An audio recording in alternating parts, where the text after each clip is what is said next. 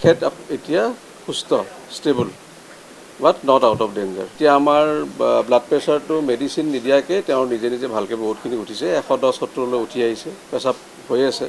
পেচাব হোৱাটো এটা ভাল লক্ষণ, তাৰমানে তেওঁৰ অৰ্গেনবিলাক ভালকৈ কাম কৰি আছে আৰু পাৰফিউশ্যনটো হৈ আছে। এতিয়া আজি ৰাতিপুৱা আমি যোনটো এছেছমেণ্ট কৰা গ'ল, ৰাতিপুৱা আমাৰ 6:30 বজাত এছেছমেণ্টৰ মতে আমাৰ তেখেত এতিয়া সুস্থ stable but not out of danger. ডেঞ্জাৰটো এতিয়াও আউট, মানে তেখেত আণ্ডাৰ ডেঞ্জাৰে আছে, কিন্তু পেচেণ্ট ইজ ষ্টেবল নাও।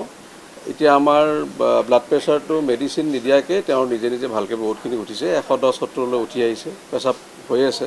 পেচাব হোৱাটো এটা ভাল লক্ষণ, তাৰমানে তেওঁৰ অৰ্গেনবিলাক ভালকৈ কাম কৰি আছে আৰু পাৰফিউশ্যনটো হৈ আছে। আৰু লগতে আৰু এটা ভাল খবৰ, আমি 2টা ব্লাড দিয়াৰ পিছত তেওঁৰ যোনটো হিমোগ্ল'বিন কম আছিলে 6.4, সেইটো 8.4লৈ উঠিছে। আজি তথাপিও 8.4, 6.4ৰ পৰা 8.4। আজি আমি তথাপিও 2টা আৰু ব্লাড দিয়াৰ কাৰণে মানে ভাবিছোঁ আৰু লগতে অনুষাংগিক যোনখিনি দৰৱ পাই আছে, ইনফেকশ্যনটো অলপমান কমিছে আগৰ যিমান তুলনাত আছিলে। আজি আমাৰ ৰাতিপুৱাৰ এতিয়া আমি আপোনালোকৰ এইখিনি সময়তে তেখেতক একচুৱেলি নমাই আছোঁ, আমি নমাই পেলাই তেখেতক আমি MRI এটা কৰাই ল'ম গোটেই স্পাইনেল কৰ্ডৰ, মানে চাৰ্ভাইকেল যোনখিনি নেক গলৰ এৰিয়াটো চাৰ্ভাইকেল বুলি কয়, আৰু তলৰখিনিত নিচেছ থাকে সেইখিনি ডৰচেল বুলি কয়। সেইখিনি গোটেই একদম তললৈকে স্কিনিং কৰি স্পাইনেল কৰ্ডটো চাই ল'ম, কাৰণ বহুতকেইটা ঘাপ তাতে পৰিছিলে। আৰু পেটৰ এটা আৰু ভালকৈ আল্ট্ৰাচাউণ্ড কৰি ল'ম। যদি তাতে একো নাথাকে তেতিয়াহ'লে আমি ক'ম যে তেওঁ সম্পূৰ্ণ বিপদমুক্ত হ'ব। আবেলিলৈকে গম পাই যাম।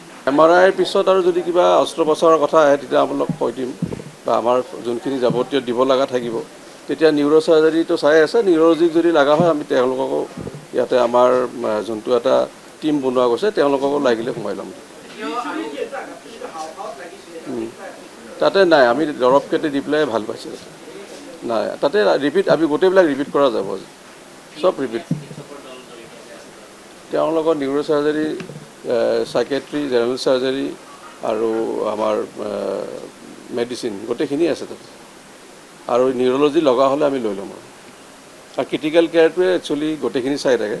এনাস্থেচিয়া ক্ৰিটিকেল কেয়াৰৰ আণ্ডাৰতে GICU য'টা ICUত থাকে, তেওঁলোকে গোটেইখিনি মানে মাষ্টাৰ কণ্ট্ৰলটো কৰে, যাকে যাকে লাগে মাতি থাকে। মাত কথা দিব পাৰিছে, দেউতাকৰো চিনি পাইছে, দেউতাকক চিনি পাইছে। আৰু আমাৰ লগত আমি যোনখিনি ক'ব লগা সেইখিনিয়ে পাতিছোঁ। আৰু যোৱাকালি আমি খাবও দিছিলোঁ, তেওঁ ধৰক অলপমান আহাৰ ৰাতিলৈকে অলপমান খিচিৰি ভাত খাইছিলে, পানীও দিয়া গৈছে।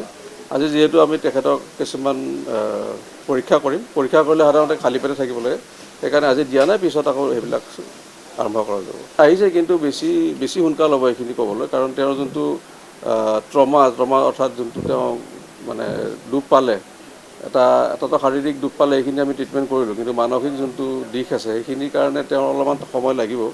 সেইখিনিৰ কাৰণে যোৱাকালি যেনে কোৱা গ'ল, তেওঁলোকক আমি চাইকেট্ৰিক কাউন্সেলিং, মেডিচিন যি লাগে, অলপ মেইনলি কাউন্সেলিং লাগে, আৰু এটা এটমছফিয়াৰটো ঘৰৰ পৰিৱেশটো বা এই জেগাখিনিৰ পৰিৱেশটো ভাল হ'ব লাগিব, তেতিয়াহ'লে নিজে নিজে ঠিক হয়। এটা ছেল্ফ কনফিডেন্সটো তেতিয়া বাঢ়ি যায় বেছিকৈ। আমি আৰু 2টা প্লেন কৰিছোঁ। তেতিয়া ধৰক 9.4, 10.4 উঠিলে আমি বাকীখিনি আৰু দৰৱত লৈ যাম। ইমান বেছিকৈ ব্লাড দি থাকিলেও দিগদাৰী হয়। এনেই 7 দিনমান ধৰি লৈছোঁ আমি আমাৰ ফালৰ পৰা। তেতিয়ালৈকে যদি ঠিকে থাকে আমি ঘৰত যাব দিব পাৰোঁ। এতিয়া বৰ্তমান ICUতে থাকক। ICUত থাকিলে অলপমান মানে ধৰক গোটেই মনিটৰিংটো ভাল হৈ থাকে, আৰু লগা হ'লে শ্বিফ্ট কৰি দিম। যেতিয়াই ঘৰৰ মানুহ যদি একচুৱেলি মাক আহিব পৰা নাই, আৰু মাক আহিলে তেতিয়া আমি শ্বিফ্টিঙৰ কথা ভাবিম।